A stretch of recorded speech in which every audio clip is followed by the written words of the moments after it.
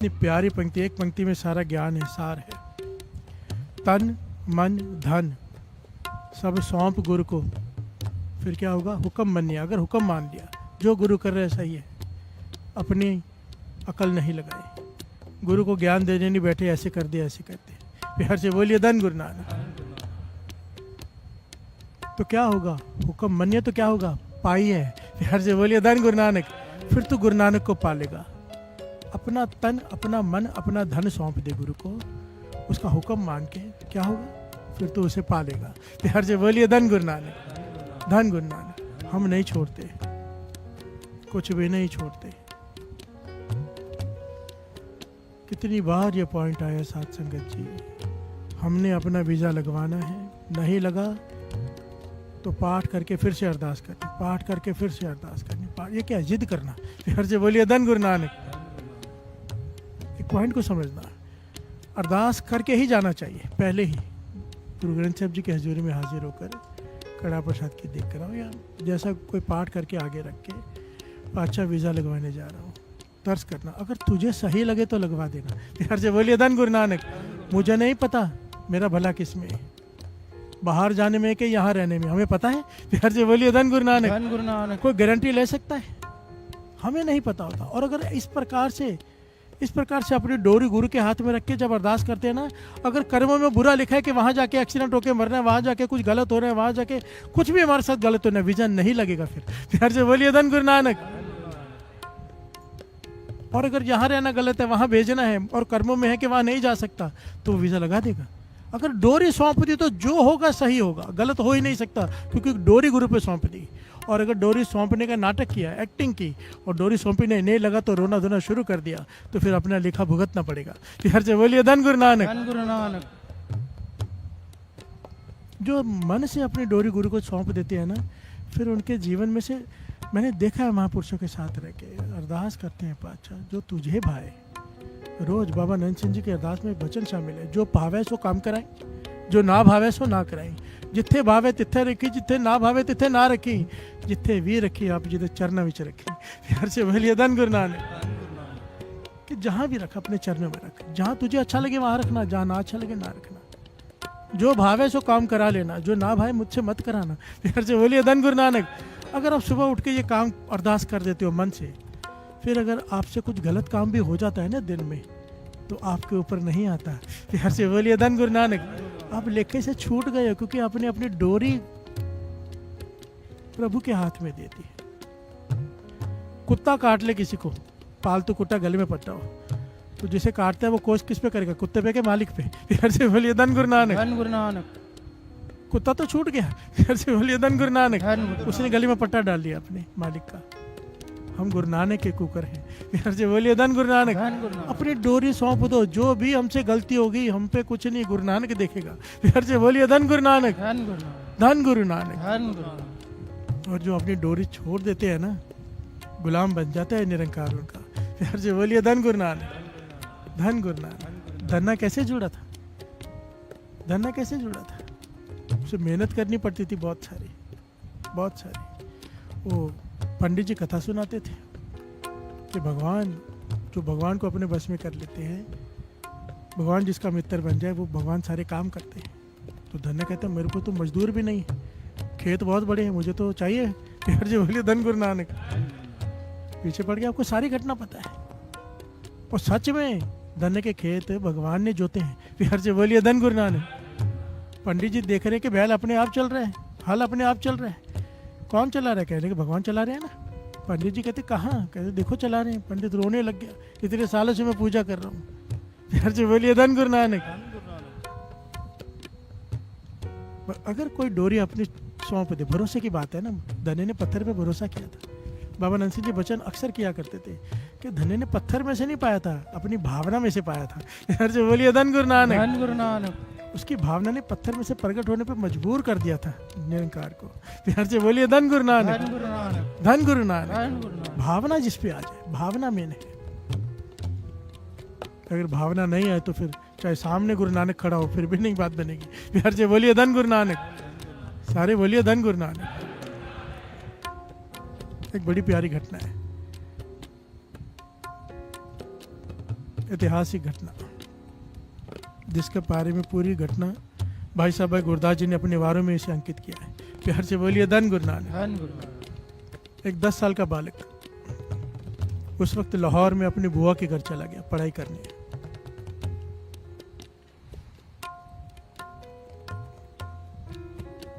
वहां पर उस वक्त उस जमाने में हिंदू राजा राज करते थे। प्यार से बोलिए धन गुरु नानक। उनका नाम भी आया है, महाराजा वीर सिंह। प्यार से बोलिए धन गुरु नानक। इस लड़के ने 10 साल की आयु में अभी अपने खर्चे निकालने बुआ के घर में रह रहे तो क्या करता है, मालिश करना सीख लिया। प्यार से बोलिए धन गुरु नानक। मालिश वालों से हाथ पांव दबाने सीख लिए, ये भी एक तरीका होता है। प्यार से बोलिए धन गुरु नानक। पॉइंट सीख लिए, कैसे दबाने, कैसे आराम दिलाना शरीर को। तो जो भी उसे बुलाता वो मालिश करता, हाथ पैर दबाता और बड़े मन से लगन से मेहनत कर रहा था। पढ़ाई भी कर रहा है और मेहनत भी कर रहा है। करते करते बड़ा हो गया। जब इसका एक्सपीरियंस इतना बढ़ गया, 20-22 साल का हुआ ये, एक्सपीरियंस इतना बढ़ गया कि इसके हाथ में शिफा आ गई कि जब किसी को सेवा करता है तो उसे बहुत आराम मिलता है। प्यार से बोलिए धन गुरु नानक। धन गुरु। और इसकी चर्चा होते होते पहुंच गई राजा वीर सिंह के पास। प्यार से बोलिए धन गुरु नानक। इसे महल में बुलाया गया, वजीरों ने इसको बिठाया, सारा समझाया कि तुझे राजघराने में नौकरी दी जा रही है। बड़ा खुश हो गया, इतना धन मिलेगा। प्यार से बोलिए धन गुरु नानक। पर समझाया कि राजघराना है ये दूसरी जगह नहीं है, समय देकर नहीं पहुंचे, लेट पहुंचे। यहाँ पर तो रात को आना है, राजा को मालिश करके सुलाना है, रात भर यहाँ बैठने हैं। सुबह होगी, राजा उठेगा, उसे गर्म पानी से स्नान कराना, उसकी मालिश करना, उसके नाखून काटना, उसको आराम देना, सारा तेरी जिम्मेदारी है। धन जितना बोलेगा उतना मिलेगा, पर एक गलती की गुंजाइश, यहाँ पे सजा भी बहुत बड़ी है। प्यार से बोलिए धन गुरु नानक। बहुत बारीकी से उसे समझाया गया और वो खुश है और बड़े मेहनत से उसने सेवा करनी शुरू की। प्यार से बोलिए धन गुरु नानक। धन गुरु नानक।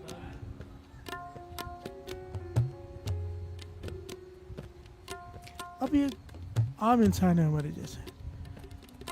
राजघराने में मंत्रियों के साथ बैठते हैं, वहाँ पर कुछ कमाई वाले, आपको पता है राजघराने में जब जाते हैं तो पुरातन ज़माने में राजा महाराजा अपने साथ गुरु, विद्वान, ब्राह्मण, ज्ञानी, महाज्ञानी अपने साथ रखते थे। प्यार से बोलिए धन गुरु नानक। अब ये उनके साथ उठता बैठता है क्योंकि राजा का खास है। प्यार से बोलिए धन गुरु नानक। तो वो सब बातें कर रहे हैं भगत कबीर जी की।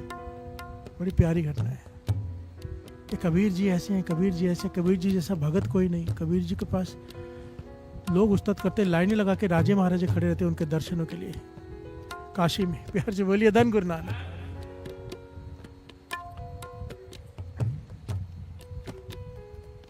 ये सुन रहा है, रोज सुनता है कबीर जी की उस्तत, कबीर जी की घटनाएं, साखियाँ।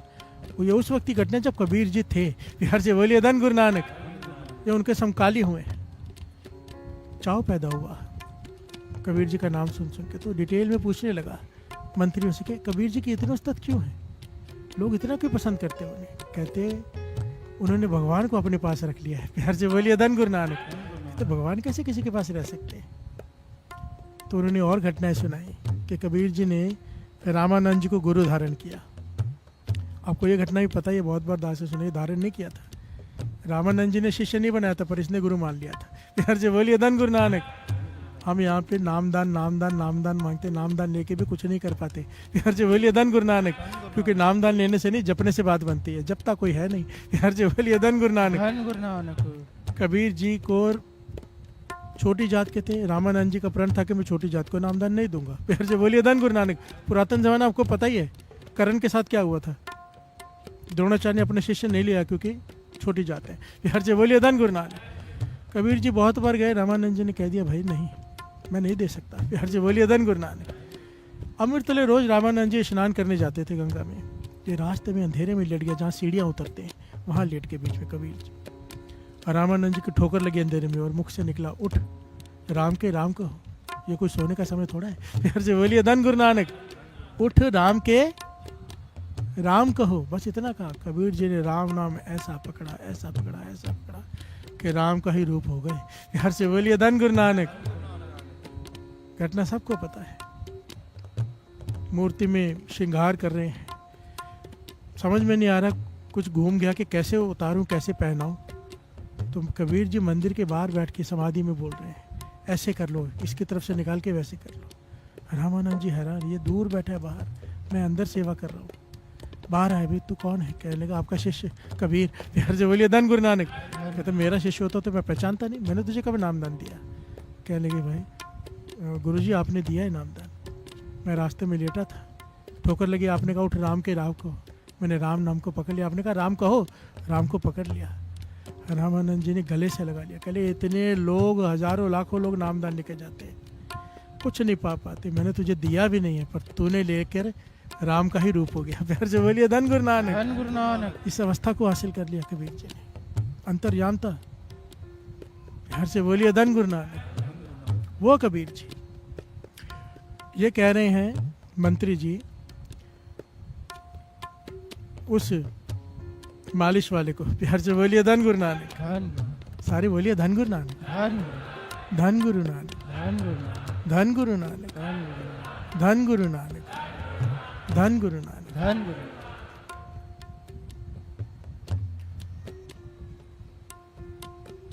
कि कबीर जी ने भगवान को अपने पास रख लिया। कहने वो कैसे रखा? कहने कि जिस दिन भगवान इन पे प्रसन्न हो गए ना, तो प्रकट होकर कहने लगे कबीर जी कुछ मांगो। तो कबीर जी ने यही मांगा कि बस आप मेरे पास मेरे साथ ही रह जाओ। प्यार से बोलिए धन गुरु नानक। धन गुरु नानक। धन गुरु नानक। तो कबीर जी के साथ रहते हैं, उनके सारे काम वो करते हैं। उनके घर में शादी हुई, आपको सारी घटनाएं पता है कि सोने चांदी के बर्तनों में भगवान ने खुद आकर कबीर जी का रूप धारण करके सबको परोसा खाना और बर्तन भी साथ में दे दिए। प्यार से बोलिए धन गुरु नानक। धन गुरु नानक। जीवन की इतनी घटनाएं कबीर जी की वो सारी सुनाई। तो इस मालिश वाले के भीतर भी चाव पैदा हुआ कि मैं भी भक्ति करूं। प्यार से बोलिए धन गुरु नानक। चाव पैदा कैसे होता है? कैसे होता है? सत्संगत क्यों कर रहे हैं? ये चाव पैदा हो जाए। प्यार से बोलिए धन गुरु नानक।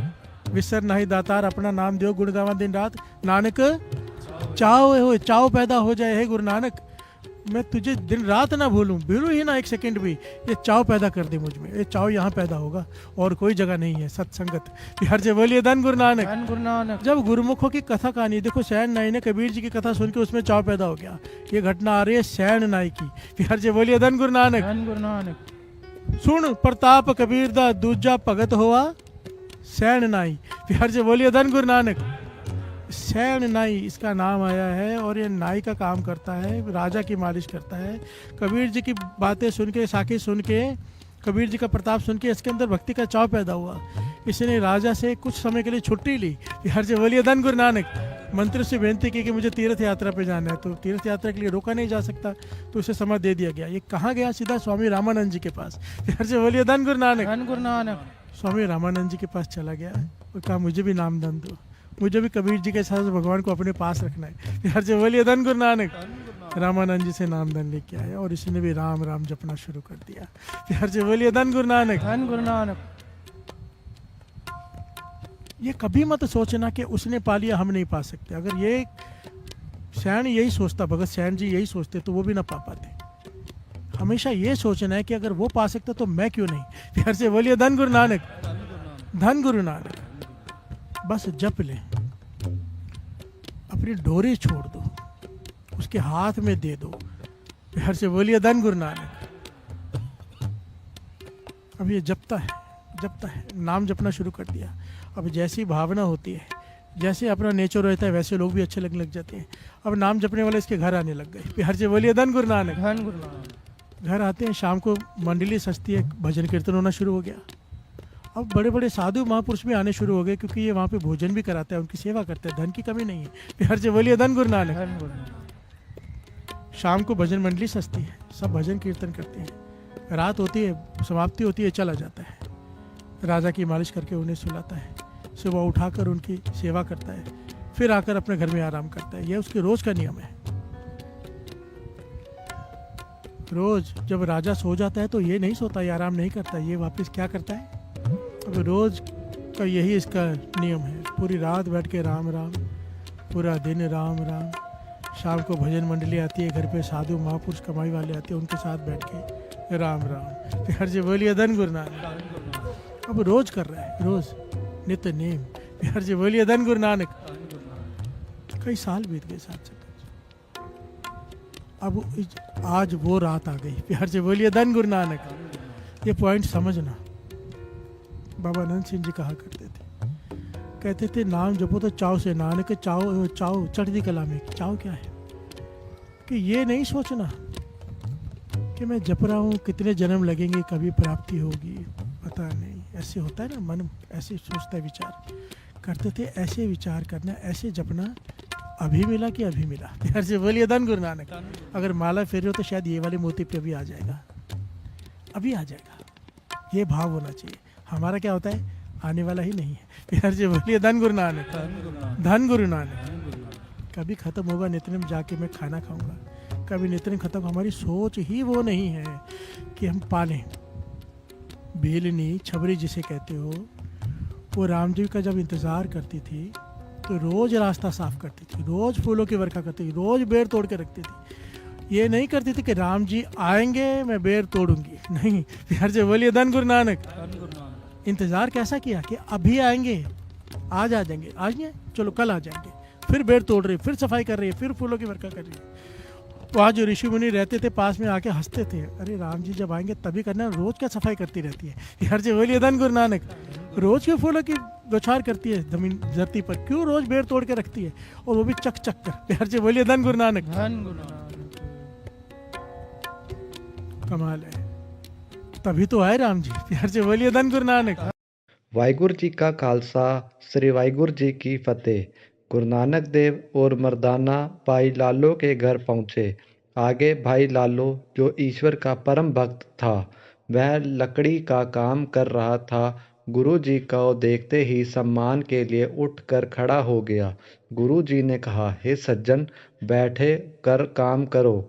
वह बोला, हे महाराज, मैं तो एक मूर्ख हूँ, आप कृपा अपना परिचय स्वयं देने की कृपा करो। गुरु जी ने कहा, भक्त जी, हम लोग तो परदेसी हैं। लालो ने कहा, हे महाराज, परदेसी तो सारा संसार ही है। मैं तो आपका पूर्ण परिचय चाहता हूँ, क्योंकि भलाई आपके चरण चूमती देख रहा हूँ तथा आप बातों में टाल रहे हो। गुरु जी ने कहा, यदि हम टाल रहे हैं तो आप भी तो सब कुछ जानते हुए एक अनजान बन रहे हो। तब लालो ने कहा कि यदि मेरी बुद्धि चक्षु ठीक अनुभव कर रहे हैं तो क्या आप श्री गुरु नानक निरंकारी तो नहीं हो? मैंने सुना है कि गुरु नानक देव प्रकट हो गए हैं, मुझे तो आप वही नज़र आ रहे हो। गुरु जी ने कहा, जब आप जानते हो तो फिर पूछने की आवश्यकता क्या है? लालो ने कहा कि हमारी तुच्छ बुद्धि है। गुरु जी ने कहा कि इस प्रकार जान और पहचान लेने वाला कभी तुच्छ बुद्धि नहीं हो सकता। तब गुरु जी ने उसका नाम परिचय पूछा। उसने कहा, मुझे लालो कहते हैं। तब उनके पूछने पर मर्दाने ने पूर्ण परिचय दिया। कहा, हे भाई जी, मैं एक इनका दास मर्दाना नाम का मिरासी हूँ और आप निरंकारी श्री सतगुरु नानक देव हैं। बस फिर क्या था। लालो गुरु के चरणों पर गिर गया। गुरु जी ने उसे प्रेम से गले लगा लिया और कहा, हे लालो, हमारा तुम्हारा एक वचन हुआ था। तब लालो ने कहा, हे महाराज, मन की मन में रहने दीजिए। तब गुरु जी मंद मुस्कुरा दिए। लालो ने मुस्कुराने का कारण पूछा। तब गुरु जी ने कहा, हे लालो, कोई बात छुपी नहीं रहती। तब लालो रसोई घर में गया तो मर्दाने ने हंसने का कारण जानना चाहा और कहा कि हे महाराज, भाई लालो कोई महापुरुष मालूम होता है। तब गुरु जी ने कहा, हे मर्दाना, आप और यह लालो पहले भी हमारे साथ इकट्ठे रहे थे। मर्दाने ने शंका की कि हे महाराज, सुनने में आता है कि महापुरुष जन्म धारण नहीं करते। गुरु जी ने कहा, हे मर्दाना, जो अवतार के भक्त होते हैं उनके हृदय में अवतार के दर्शन की लालसा होती है, जिससे वह जन्म लेते हैं। जन्म लेने के बिना दर्शनों की इच्छा पूर्ण नहीं होती। और जो निर्गुण के उपकाश होते हैं तथा इच्छित रहित होते हैं, उनका जन्म नहीं होता। इसलिए प्रत्येक युग में हर तेरे और मेरे इसके संगी रहे हैं। मर्दाने ने कहा, हे महाराज, सत्य है।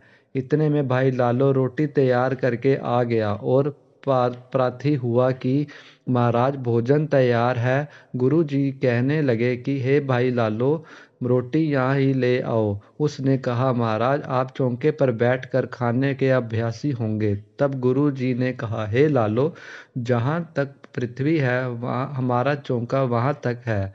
तब लालो रोटी ले आया। रोटी देखकर गुरु जी ने कहा, हे मर्दाना, यह कोदरे की रोटी और शाक है। मर्दाने ने देखकर मन में कुछ ग्लानि की। तब गुरु की आज्ञा से थोड़ा रोटी का टुकड़ा उसने अपने मुख में डाला। उस रोटी का स्वाद मर्दाने को अमृत जैसा ही लगा। गुरु जी ने कहा, कहो मर्दाना, यह रोटी कैसी है? लालो ने कहा, हे महाराज, आप रोटी की ओर न देखें, मेरे मन की श्रद्धा को देखें। गुरु जी ने कहा, हे लालो, यह क्या अमृत से रोटी तैयार की गई है? तब लालो ने कहा, हे गुरुदेव, आज मैं कृत्य हो गया हूँ। आपने मेरी जन्म जन्मांतर की मल नाश कर दी है। इसके पश्चात गुरु जी ने कहा, मर्दाना, अब किधर को जाने का विचार है? मर्दाने ने कहा, कृपानाथ, आप जिधर आज्ञा देंगे उधर ही चले निकलेंगे। गुरु जी ने कहा कि हम लालो के घर 3 दिन ठहरे हैं, अधिक नहीं ठहरना चाहिए। हमारा मन यह बहुत प्रसन्न हुआ है। हमें तो संत पुरुष प्यारे हैं। मर्दाने ने कहा, हे गुरुदेव, लोग आपको शूद्र कहते हैं तथा मेरी भी निंदा करते हैं।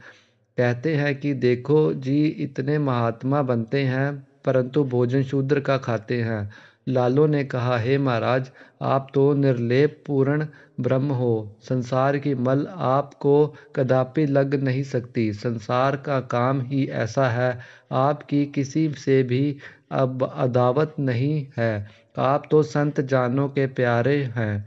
जात पात आप नहीं जानते। गुरु जी ने कहा, हे लालो, यह संसार विकराल रूप है। सत्य और तत्व की यहाँ पहचान नहीं, परंतु अब हमें आप छुट्टी ही देवो तो इच्छा है। और तेरा प्रेम तो हमें रोकता है, परंतु मर्दाना भी कुछ उदास हो रहा है, इसलिए हमने चलने ही देना उचित है। लालो ने कहा, आपको मैं अधिक नहीं कहूँगा, परंतु 1 महीना दास पर और कृपा करो, बस यही प्रार्थना है। तब गुरु जी ने कहा, हे मर्दाना, लालो का भी हमारे ऊपर कुछ अधिकार है। उसका कथन भी हमें मानना ही उचित है। मर्दाने ने कहा, यदि आप 1 महीना यहाँ ठहरना चाहते हो तो मैं 4 दिन तलवंडी जाकर मिलकर फिर लौटकर आ जाऊंगा। मुझे आज्ञा दे दी जाए। गुरु जी ने कहा, यदि तुम्हारे ऐसी ही इच्छा हो तो आ जाओ, परंतु शीघ्र चले आना। मर्दाना तलवंडी की ओर चल दिया। गुरु जी दिन में तो वन में रहे तथा रात्रि को भाई लालो के गृह को पवित्र करने लगे। जब इसी प्रकार 15 दिन व्यतीत हो गए, तब एक भागो क्षत्रिय, जो बहुत ही अभिमानी था, उसने एक दिन ब्रह्म भोजन किया। उसने तमाम वर्ण के पुरुषों को निमंत्रण दिया। एक ब्राह्मण से गुरु जी ने उस उत्सव के बारे में पूछा। तब ब्राह्मण ने कहा, मलक पागो ने बड़ा भारी भज्र भोज किया है, आपको भी वहाँ चलना उचित है। तब गुरु जी ने कहा, हे ब्राह्मण देवता, हम लोग फकीर हैं, हमारी किन में गिनती है। उस ब्राह्मण ने कहा, हे नानक, लोग आगे ही तुमको